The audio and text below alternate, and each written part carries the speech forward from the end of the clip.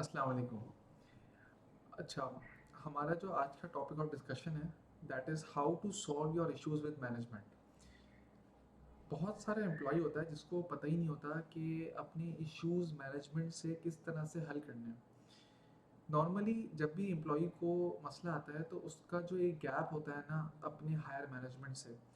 For example, अगर मैं एक ट्रेनी एग्जेक्टिव हूँ या मैं एक सेल्स एक्टिव हूँ या मैं एक डिज़ाइनर हूँ, एनिमेटर हूँ, डेवलपर हूँ, कोई भी एक जूनियर पोजीशन पे हूँ और मुझे कोई भी कंपनी की पॉलिसी से प्रॉब्लम है या कोई भी कंपनी में कोई ऐसी चीज़ हो रही है जिससे मुझे प्रॉब्लम है या मुझे अपने सीनियर से प्रॉब्लम है, तो मुझे हमारे बच्चों को ना इस बात पे ग्रूम ही नहीं किया जाता कि बेसिकली किस तरह से आपने कॉन्फ्लिक्ट रेजोल्यूशन की तरफ आना है। ठीक है, तो हमेशा जितना भी नया बच्चा आता है या पुराना बच्चा भी अक्सर होता है, 2-2 साल पुराना होता है, उसको ये बात पता ही नहीं चलती है कि मुझे अपने आप को ना इम्प्रूव किस तरह करना है, या जो मुझे प्रॉब्लम आ रही है उसका सोल्यूशन किस तरह फाइंड आउट करना है। तो एक बहुत नॉर्मल सा कॉन्सेप्ट है हमारे यहाँ, ठीक है, वो ये है कि यार जो भी प्रॉब्लम आ रही है ना उसको अपने कुलीग से डिस्कस करना। ठीक है, ये सबसे बड़ा ड्रॉबैक है।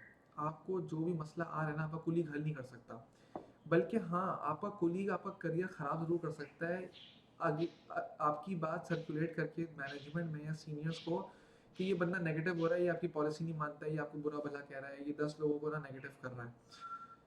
सबसे अच्छा तरीका, आपको कोई भी इशू आ रहा है ना, वो उसको हल करने का ये है कि आप उसी शख्स के पास जाएं जिससे आपको प्रॉब्लम है और आप उससे बैठ के डिस्कस करें। अगर एक दफ़ा मसला हल नहीं होता तो आप दूसरी दफ़ा करें, दूसरी दफ़ा हल नहीं होता आप तीसरी दफ़ा करें। मल्टीपल डिस्कशंस की तरफ जाएं आप। ठीक है, अगर आपको लगता है मल्टीपल डिस्कशन से भी हल नहीं हो रहा और वो आपके पॉइंट पे एग्री नहीं हो रहा, तो आप उससे ऊपर वाली पोस्ट पे चले जाएं। फॉर एग्जांपल, आपका मैनेजर था तो आप फ्लोर मैनेजर के पास चले जाएं या ऑपरेशन मैनेजर के पास चले जाएं या यूनिट हेड के पास चले जाएं। तो अगर यूनिट हेड की बात समझ में नहीं आई तो आप कंपनी का कोई वाइस प्रेसिडेंट होगा उसके पास चले जाएं, वाइस प्रेसिडेंट की बात समझ में नहीं आती प्रेसिडेंट के पास चले जाएं, प्रेसिडेंट के पास से बात समझ में नहीं आती सीईओ के पास चले जाएं। ठीक है, अपॉइंटमेंट फिक्स करें। तो जब आप डिफरेंट हायरार्कीज के पास जाकर प्रॉब्लम रखते हैं ना, तो दो चीज़ें होती हैं, या तो वो आपकी बात पे एग्री हो जाएगा कोई ना कोई बंदा। अपनी कंपनी का नुकसान ना कोई भी नहीं चाहता, हर बंदा चाहता है कि कंपनी बेनिफिट में जाए, प्रॉफिट में जाए, एम्प्लॉय खुश रहे, माहौल अच्छा बना रहे। तो कोई भी ऐसी चीज़ जिससे एम्प्लॉय जो है ऑफेंड हो रहा है, वो चीज़ कोई भी नहीं चाहता फॉलो हो, मगर हाँ अगर उसके पीछे एक जेन्युइन रीज़न है तो वो फॉलो करवाएगा। अब अगर आपको लगा कि भाई नीचे वाला से आपने बात करी और वो रेजोल्यूशन पे नहीं आ रहा है, वो आपका सोल्यूशन प्रपोज नहीं कर रहा और आपकी बात को रद्द कर रहा है, तो आप उससे ऊपर वाले से कर लो। मगर अगर आपको 2 से 3 डिफरेंट हायरार्की के लोग आपको बात समझा रहे हैं कि ये चीज़ पॉसिबल नहीं है, ठीक है, तो आप उससे जस्टिफिकेशन मांगे, मुझे आप बताएं कि आप प्रूफ, आप उनको बोलें कि मुझे प्रूफ कर दें कि मेरा सजेशन गलत है और ये किस तरह से नुकसान दे सकता है। ठीक है, वो आपको जस्टिफाई करेंगे। बहुत सारी चीज़ें स्टाफ को नीचे लेवल पे पता ही नहीं होती हैं जो बड़े लेवल पे होती हैं। जैसे मैंने पहले भी एग्जांपल ली थी, एक बच्चा आया मेरे पास कहता है सर क्लीनिंग इश्यूज होते हैं, हम जब पुरानी कंपनी में थे ना वहाँ पे आप वेट टिश्यूज रख दें जो लोग ना अपनी डेस्क खुद साफ कर लें। तो मैंने बोला बिल्कुल रख सकते हैं, मगर वहाँ पे कितना एम्प्लॉय था? कहला 20 एम्प्लॉय था। मैंने यहाँ पे 350 एम्प्लॉय है। ठीक है, आप 350 एम्प्लॉय के दिन का खर्चा अगर वेट पाइप में कहता हूँ 10 से 20 रुपए की भी है, तो ये 7,000 रुपये पर डे आ रहा है। ठीक है, और इसको आप मल्टीप्लाई करो 30 दिन में, तो ये जा रहा है 2,10,000 रुपये पे। और अगर मैं इसको सालाना मल्टीप्लाई करूँ तो मैं 25,20,000 रुपये का वेट टिश्यू ला के रखूँ, तो उसको बात समझ में आ गई, ये तो सही कह रहे हैं, ये 350 में चीज़ इंप्लीमेंटेबल नहीं है, मैंने इससे बेहतर ही है मैं 20,000 रुपये का एक जूनियर स्टाफ और हायर कर देता हूँ और मैं मेक श्योर करता हूँ कि वो प्रॉपरली सारी क्लीनिंग करवा रहा हूँ। मैं हेड ऑफ एडमिन को बुलाता हूँ, उसको समझाता हूँ कि यार एक रिसोर्स और हायर कर ले, ठीक है, इस काम के लिए। तो वो बच्चे का सजेशन अपनी नज़र में तो अच्छा था, मगर वो कंपनी की नज़र में जब हम ऊपर से सबके ऊपर देख रहे हैं इम्प्लीमेंट होता हुआ, तो वो चीज़ पॉसिबल नहीं है। ठीक है, इस तरह के मल्टीपल मल्टीपल प्रॉब्लम्स होती हैं जो कि एम्प्लॉय समझ नहीं पा रहा होता, तो वो क्लियर हो जाती हैं डिस्कशन में। अच्छा, फिर बहुत सारी ऐसी चीज़ें होती हैं जो वो दिल में रख के ना रिज़ाइन देके चला जाता है।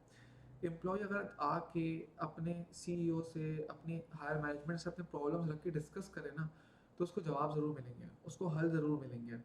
बाज़ वक़्त ना हमारे अंदाज़ का भी डिफरेंस होता है अपनी मैनेजमेंट से बात करने का। मैं आपको बहुत छोटी सी एग्जांपल देता हूँ।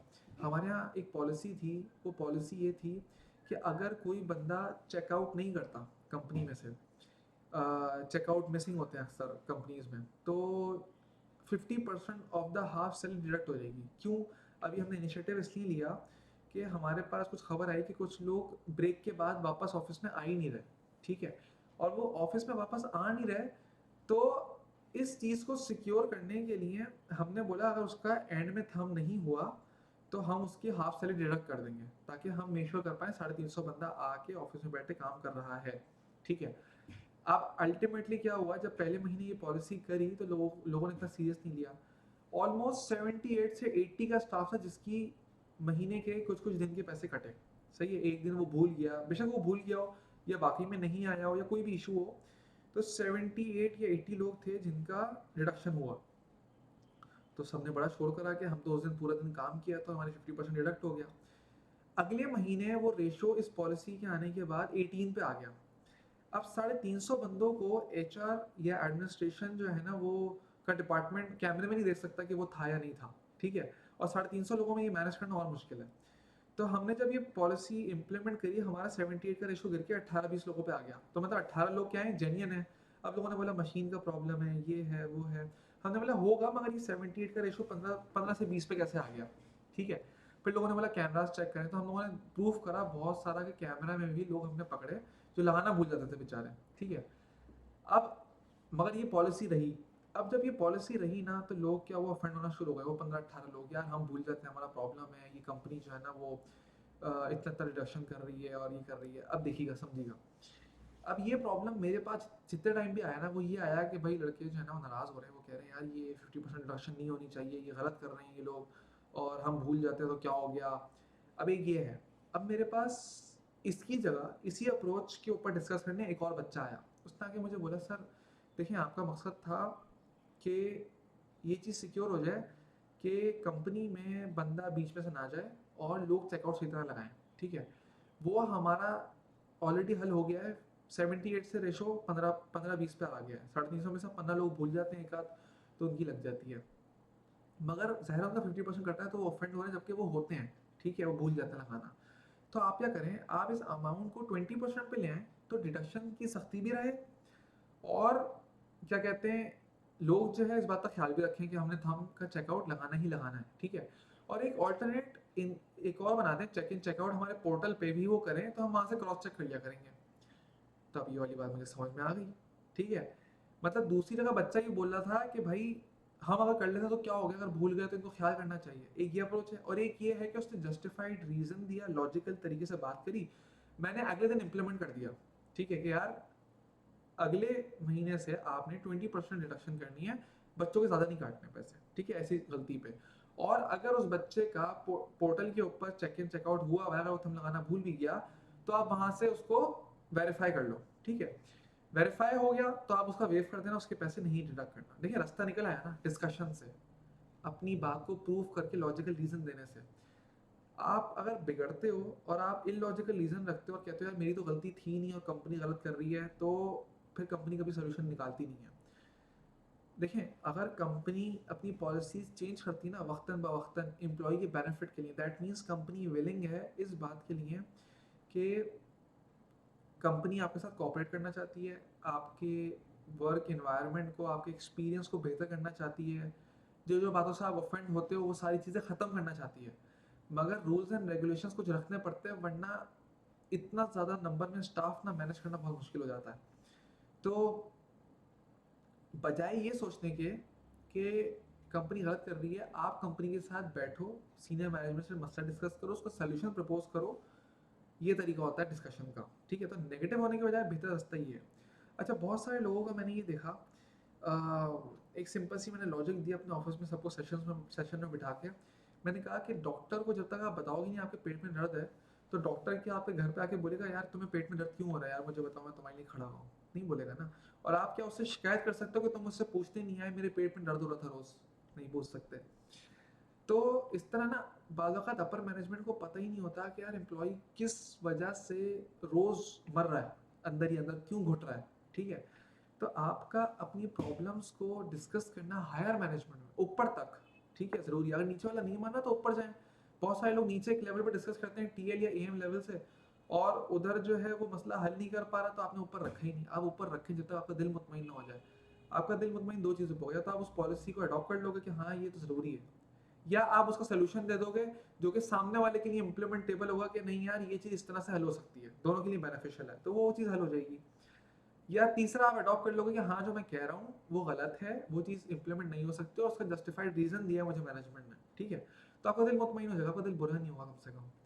अब हमारे एम्प्लॉय का क्या होगा, वो जमा कर रहा होता है अंदर बातें, कहता है मुझसे तो मेरे साथ ये हुआ, मेरे साथ ये हुआ, मेरे साथ ये हुआ, और वो इन द एंड डिज़ाइन देके चला जाता है। तो डॉक्टर के पास जब तक बीमारी लेके नहीं जाएंगे, डॉक्टर दवाई नहीं देगा, और डॉक्टर दवाई नहीं देगा तो आप बीमार रहेंगे, और तकलीफ में रह रह के आप कहेंगे कि यार इस ज़िंदगी से ज़्यादा अच्छा है मैं मर जाऊँ, तो फ़ायदा नहीं है ना ऐसे मरने का। जब आपके पास दवाई भी अवेलेबल थी, आपको दर्द इतना बेयर भी नहीं करना था, आपने बस डॉक्टर को जाके बताना था। तो इस बात को रियलाइज़ करना बहुत ज़रूरी है कि डॉक्टर को बताना बहुत ज़रूरी है मसला, सही है ना? आप उसके अल्टरनेट में 10 बंदे कंपनी के बिठा के ख़राब करो, उनसे डिस्कस करो, चाय के होटल पे डिस्कस करो प्रॉब्लम, और सबको सबके अंदर ये परसेप्शन बिल्ड करना शुरू करो, ये लोग गलत करते हैं, ये लोग गलत करते हैं, उससे बेहतर है आप पर्सनल डिस्कशन करो।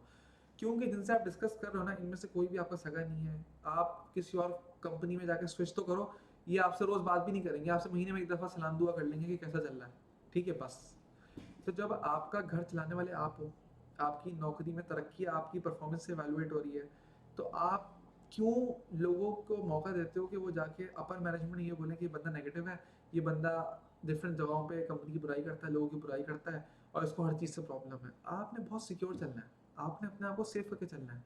तो काइंडली इस बात को मेक श्योर ज़रूर करें कि जो है ना, आपको सही तरीका आता हो डिस्कस करने का और मसलों को हल करने का, ठीक है। माइंड को नेगेटिव करने से कभी ज़िंदगी में सॉल्यूशन नहीं मिलेगा, चाहे वो घर का मसला हो, ऑफिस का मसला हो, बिजनेस का मसला हो। आपने बैठना है, आपने डिस्कशन करना है, आपने सुनना है, आपके सारे मसले हल होना ऑटोमेटिकली खुद शुरू हो जाएंगे। तो फोकस आपका प्राइमरीली किस पे होगा, इस चीज़ पे कि मेरा सॉल्यूशन कौन बंदा दे सकता है, उस बंदे से जाके आप करें, और जिससे आपकी वाइब्स मैच होती है ना, जो बंदा आपके दिल को मुतमईन कर सकता है, आप उससे जाके डिस्कस करें। ना कि उससे कि आप बोलें इससे टसल लगती है, तो उससे समझने का फ़ायदा भी नहीं है। जिससे आपकी टसल लगती है आप उसकी बात मानोगे ही नहीं। तो आपने फोकस इस बात पे करना है कि उस बंदे से डिस्कशन करें जो बंदा आपको पता है कि पॉजिटिव है, जो बात समझाएगा तो आप उसको मेंटोर मानते हैं, आप उसकी बातों को समझते हैं। कोई ना कोई कंपनी में बंदा होता है जिसके लिए बंदा ये बोलता है कि यार ये हायर मैनेजमेंट मुझे बड़ा पसंद है, तो आप उससे जाके डिस्कस करें, ठीक है। जज़ाकल्लाह खैर।